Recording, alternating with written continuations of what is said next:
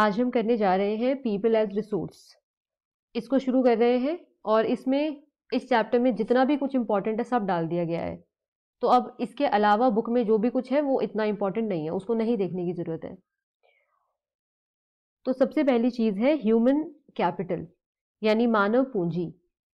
तो पॉपुलेशन जो होता है वो कैपिटल में कन्वर्ट किया जा सकता है, उसको पूंजी में कन्वर्ट किया जा सकता है। अगर हम जनसंख्या को मानव पूंजी बनाना चाहें कि वो हमारे लिए बेनिफिशियल हो, ह्यूमन कैपिटल में कन्वर्ट करना चाहें, तो उसके लिए उसमें इन्वेस्टमेंट रिक्वायर्ड है, उसमें निवेश करने की ज़रूरत है। कैसे करें? तो एजुकेशन पे खर्चा किया जाए, ट्रेनिंग पे खर्चा किया जाए और साथ में सेहत पे, हेल्थ केयर पे भी ध्यान दिया जाए। अगर हमारी पॉपुलेशन ज़्यादा पढ़ी लिखी होगी, ट्रेंड होगी, उसको काम आता होगा और साथ में हेल्दी होगी, तो हम उसको ह्यूमन कैपिटल कह पाएंगे, मानव पूंजी कह पाएंगे और वो देश के लिए बहुत ज़्यादा बेनिफिशियल होगा। हमेशा सुनते हैं पॉपुलेशन बहुत बड़ा प्रॉब्लम है, ज़्यादा पॉपुलेशन होने से ये प्रॉब्लम है, वो प्रॉब्लम है, बहुत सारी प्रॉब्लम है। और बात भी सच है। हम जानते हैं कि हमारे पास में जो रिसोर्सेज अवेलेबल होते हैं वो लिमिटेड है, सीमित है। तो अगर पॉपुलेशन कम होगा, तो हमको पता है पॉपुलेशन कम होगा तो वो संसाधन कम लोगों के बीच में बटेंगे। जब कम लोगों के बीच में बटेंगे तो हर किसी को बड़ा शेयर मिलेगा। इस तरह से हर किसी का स्टैंडर्ड ऑफ लिविंग, जीवन स्तर बेटर होगा।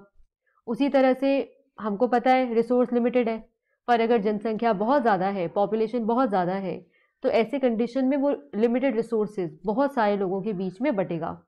अब जब वो बहुत सारे लोगों के बीच में बटेगा तो सबको छोटा छोटा शेयर मिलेगा, तो स्टैंडर्ड ऑफ लिविंग बेकार हो जाएगा। तो हम बहुत सारी प्रॉब्लम सुनते हैं जो बड़ी पॉपुलेशन की वजह से होती है। अब इन प्रॉब्लम्स में बहुत कुछ आता है। पॉपुलेशन की वजह से अनएम्प्लॉयमेंट का प्रॉब्लम है, इतना ज़्यादा बेरोजगारी बढ़ जाता है, पोल्यूशन का प्रॉब्लम है, प्रदूषण होता है और बहुत सारी ऐसी प्रॉब्लम्स हैं जो पॉपुलेशन की वजह से होती हैं। अब हम इसमें क्या डिफरेंट देखने वाले हैं कि क्या इससे कोई फ़ायदा भी है, क्या ज़्यादा पॉपुलेशन से कोई फ़ायदा भी है? तो हाँ, ज़्यादा पॉपुलेशन फ़ायदेमंद भी हो सकती है, ज़्यादा पॉपुलेशन हमारे लिए बेनिफिशियल भी हो सकती है अगर हम किसी तरह से उस पॉपुलेशन को इस लायक बना दें कि वो देश में कंट्रीब्यूट कर पाए, हमारे देश की इनकम में कंट्रीब्यूट कर पाए, प्रोडक्शन कैपेसिटी को बढ़ाने में किसी तरह से कंट्रीब्यूट कर पाए। अब कैसे कर पाएगा? अगर पॉपुलेशन हेल्दी होगा और फिट एजुकेटेड होगा और हेल्दी होगा। तो हम बोलते हैं अगर इन दोनों चीज़ों में हमने पैसा खर्च किया, हमारा पॉपुलेशन एजुकेटेड भी है, हेल्दी भी है, या ट्रेंड है किसी काम में और हेल्दी है, तो ऐसे कंडीशन में हम उसे ह्यूमन कैपिटल फॉर्मेशन कहेंगे। लोगों पे इन्वेस्टमेंट करना, एजुकेशन के फॉर्म में, ट्रेनिंग के फॉर्म में, हेल्थ के फॉर्म में, इसको हम बोलते हैं हमने ह्यूमन कैपिटल फॉर्मेशन पे खर्च किया है और उससे मानव संसाधन बनेगा। इन चीज़ों पे खर्चा करने से मानव संसाधन बनेगा, ठीक है। और ये उतना ही इम्पॉर्टेंट है जितना कि फिजिकल कैपिटल फॉर्मेशन है।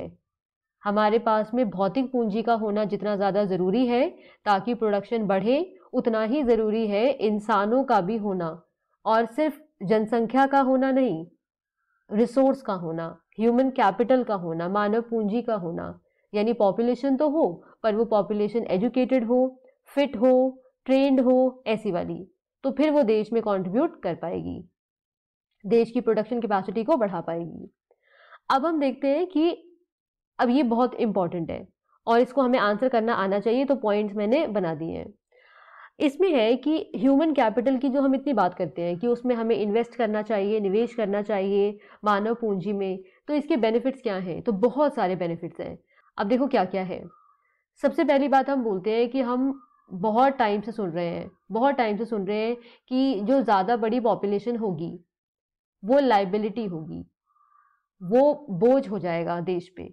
अगर ज़्यादा बड़ी पॉपुलेशन है तो वो देश पे बोझ है, क्योंकि इससे उनको वो सब प्रोवाइड करना पड़ेगा, ठीक है। देश की जो सरकार होगी उसको उनका ख्याल रखना पड़ेगा, काम दिलाना होगा, पॉपुलेशन की वजह से अनएम्प्लॉयमेंट की प्रॉब्लम आएगा, पोल्यूशन का प्रॉब्लम आएगा, इन सबको देखना पड़ेगा, ठीक है। तो हम मानते हैं ज़्यादा बड़ी पॉपुलेशन लाइबिलिटी है, जिम्मेदारी है, बहुत सालों से इंडिया में ऐसा माना गया है। पर ऐसा होना ज़रूरी भी नहीं है, ऐसा होना ज़रूरी भी नहीं है कि अगर पॉपुलेशन ज़्यादा है तो वो लाइबिलिटी ही होगा। हम चाहें तो हम उसको एसेट में कन्वर्ट कर सकते हैं जिससे देश को फ़ायदा हो। ज़्यादा पॉपुलेशन मतलब ज़्यादा मैन पावर, ज़्यादा मैन पावर मतलब ज़्यादा प्रोडक्शन, ज़्यादा प्रोडक्शन होगा तो कंट्री का इनकम बढ़ेगा, कंट्री का इनकम बढ़ेगा तो ग्रोथ बढ़ेगा और वो देश के लिए बेटर है।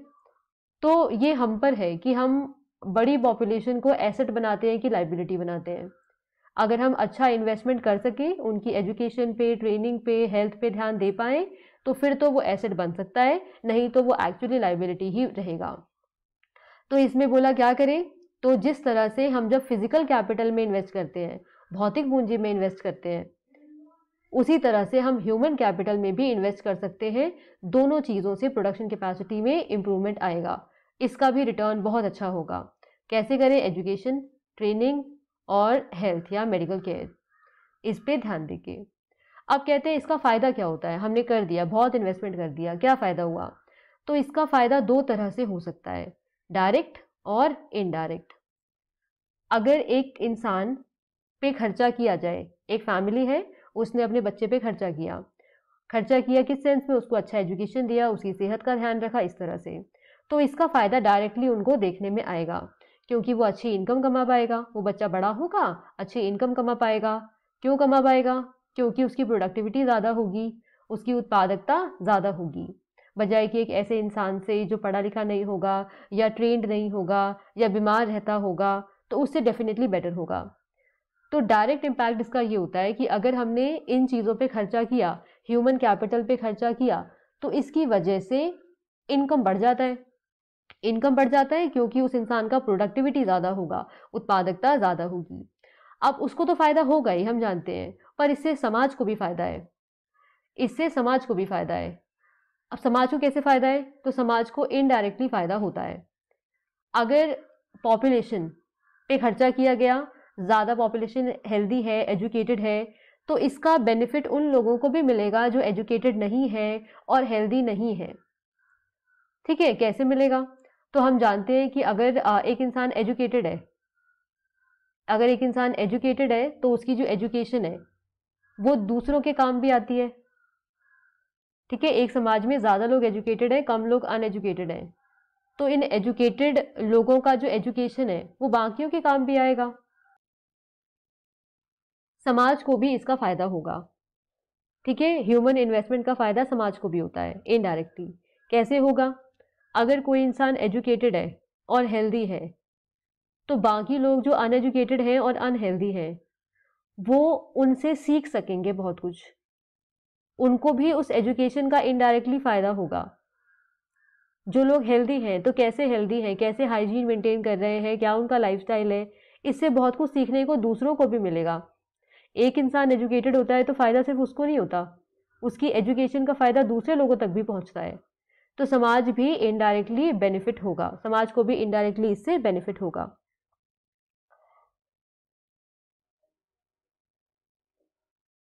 इसके बाद है, एक क्वेश्चन पूछा जाता है कि ह्यूमन कैपिटल ज़्यादा इंपॉर्टेंट है कि फिजिकल कैपिटल ज़्यादा इंपॉर्टेंट है।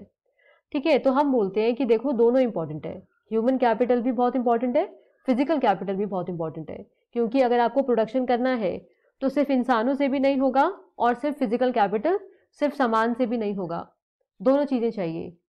इतना बोल दिया, उसके बाद हम कहते हैं पर एक सेंस में ह्यूमन कैपिटल ज़्यादा सुपीरियर है फिजिकल कैपिटल से, भौतिक पूंजी से ज़्यादा इम्पॉर्टेंट है ह्यूमन कैपिटल, क्योंकि जब इंसान ही नहीं होगा, जब इंसान ही नहीं होगा तो वो ज़मीन, बाकी रिसोर्स, वो सब यूज़लेस है। इंसान जो होगा वही तो इन चीज़ों को यूज़फुल बनाता है। जो ये सारी चीज़ें हैं, जितने भी रिसोर्सेज हैं हमारे पास में, उन रिसोर्सेज को एक साथ ला के प्रोडक्शन के लायक तो इंसान ही बनाता है। तो इस तरह से हम कहते हैं ह्यूमन कैपिटल, मानव पूंजी, फिजिकल कैपिटल से ज़्यादा इम्पॉर्टेंट है, क्योंकि लैंड और कैपिटल अपने आप किसी काम के नहीं है, अपने आप किसी काम के नहीं होंगे जब तक इसे काम के लायक बनाया ना जाए, तो उसके लिए आपको ह्यूमन रिसोर्स चाहिए। तो हम बोलते हैं, इसका आंसर हम देते हैं कि दोनों चीज़ें इंपॉर्टेंट है, क्योंकि प्रोडक्शन ना सिर्फ ह्यूमन कैपिटल से पॉसिबल है, ना सिर्फ फिजिकल कैपिटल से पॉसिबल है, पर ह्यूमन कैपिटल एक तरह से थोड़ा सा ज़्यादा सुपीरियर है। क्यों है? क्योंकि जब तक ह्यूमन कैपिटल नहीं होगा, मानव पूंजी नहीं होगा, तब तक फिजिकल कैपिटल यानी भौतिक पूंजी बिल्कुल यूजलेस है। अकेला लैंड और कैपिटल कुछ नहीं कर पाएगा, इंसान होगा तो वो उस लैंड और कैपिटल का इस्तेमाल करके प्रोडक्शन के लायक उसको बना पाएगा।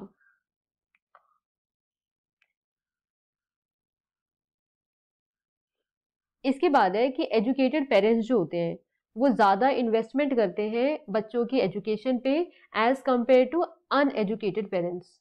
तो ऐसा क्यों होता है? ऐसा क्यों देखने में आता है कि पढ़े लिखे पेरेंट्स ज़्यादा खर्चा करेंगे अपने बच्चे की एजुकेशन पे बजाय कि ऐसे पेरेंट्स जो ज़्यादा पढ़े लिखे नहीं हैं किसी वजह से?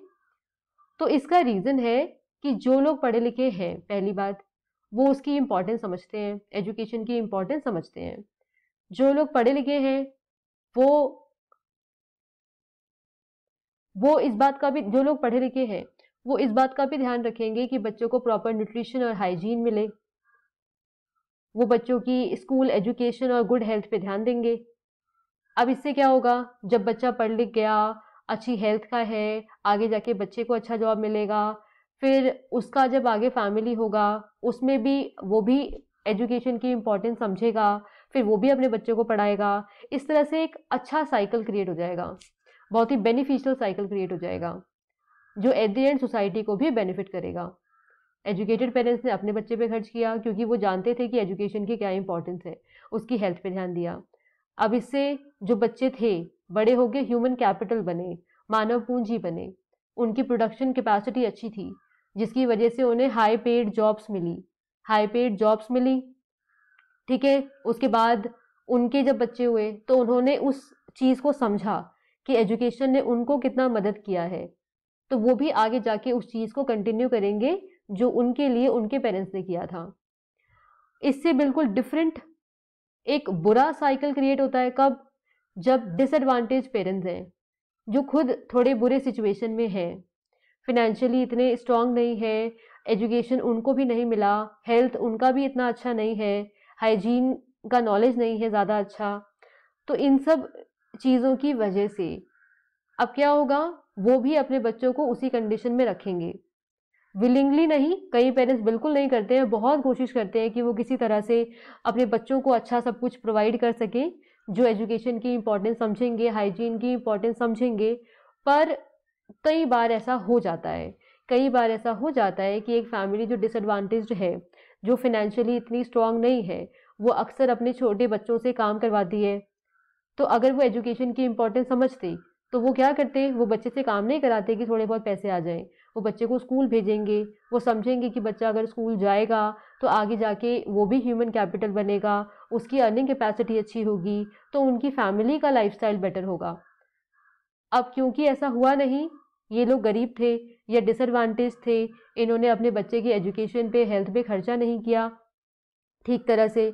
अब क्या होगा, आगे जाके इनका बच्चा जो होगा वो इतना ज़्यादा, उसकी प्रोडक्शन कैपेसिटी अच्छी नहीं होगी, जिसकी वजह से लो पेड जॉब में जाएगा। जब ये लो पेड जॉब में जाएगा, फिर जब उसके बच्चे होंगे, तो ये साइकिल बहुत ही बेकार साइकिल क्रिएट हो जाएगा और ये नहीं निकल पाएंगे इस सिचुएशन से। डिसएडवांटेज्ड जो इनका स्टेट है फिलहाल, उससे नहीं निकल पाएंगे।